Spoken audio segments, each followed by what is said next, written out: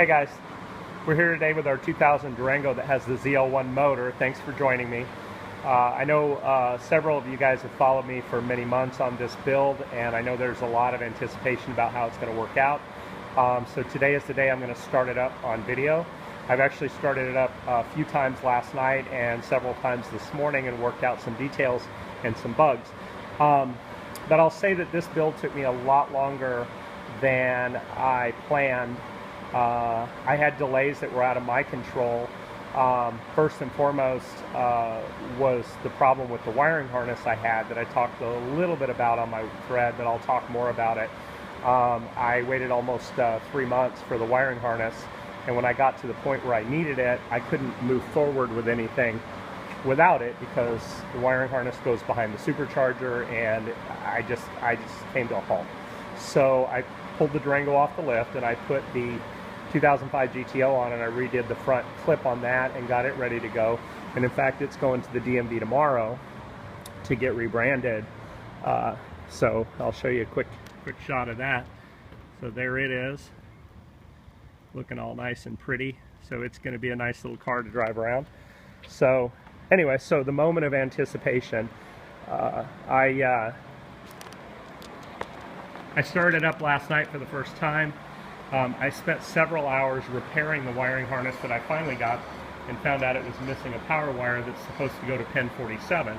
And being someone who I can't stand doing wiring, I want to pay to have it done. I gave this guy $1,400 and he sent me a wiring harness, and the ECU wouldn't wake up, and talked to him a number of times, and he told me a bunch of gobbledygook bullshit. He told me bullshit.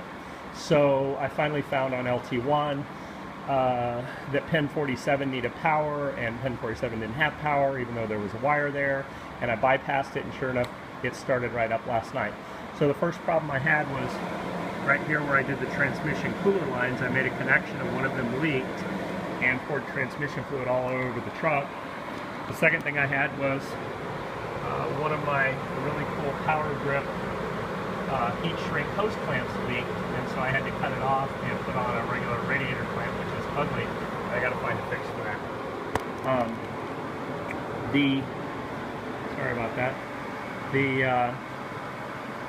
I've already got the accessories on, so I can start it.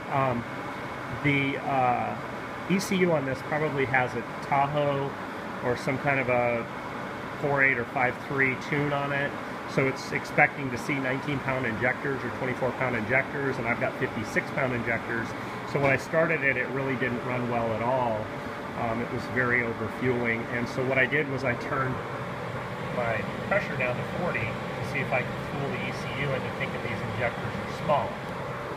So got that done. I've already got the accessory key on, and I have to start it from out here because I haven't wired in the start switch yet. But it's real easy to do, so here we go. Maybe.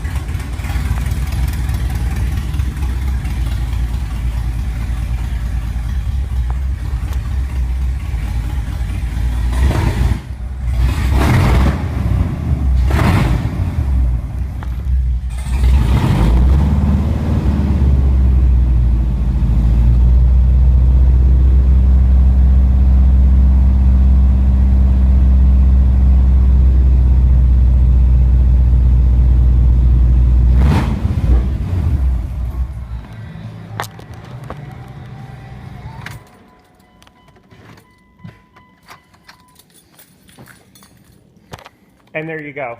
It starts, it idles pretty good. It is finally trimming out its fuel tabs a little bit, fuel trims a little bit. So at mid throttle it idles pretty good, but I don't want to run it too long, just because I know that it doesn't have the right tune, and I just wanted to prove to myself that it could idle up. I did run it through enough heat cycle that I think I've got the coolant completely bubble free, and Transmission cooler obviously was bringing fluid up because it poured all over. But anyway, that's it. So it's ready to go. I'm just waiting for the tuner to get here. Probably be first of next week. We'll tune it up, take it for a drive, and I'll post another video. Okay, thanks for watching, guys. Keep posted on my thread, and keep responding to what you see. All right, thanks. Take care.